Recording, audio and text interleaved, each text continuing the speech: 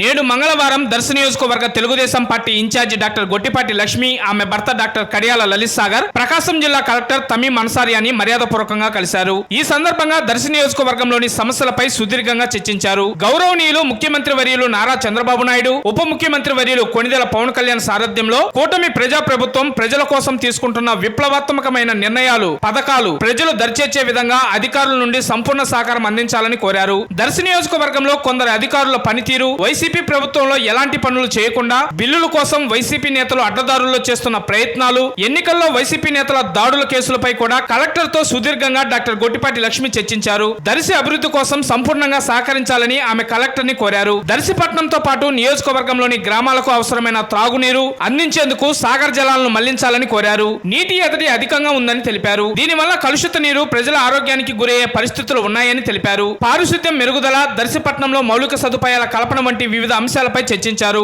ఉపాధి హామీ, ఫీల్డ్ అసిస్టెంట్ల నియామకం, రేషన్ డీలర్ల నియామకం, ఖాళీగా ఉన్న రెవెన్యూ, మండల పరిషత్, ప్రభుత్వ వైద్యశాలలో పోస్టుల భర్తీలు, వీఆర్ఓల నియామకాలపై సమస్యలతో కూడిన వినతి పత్రాన్ని కలెక్టర్ కి అందజేశారు. దీనిపై కలెక్టర్ సానుకూలంగా స్పందించినట్లు డాక్టర్ గొట్టిపాటి లక్ష్మి వివరించారు.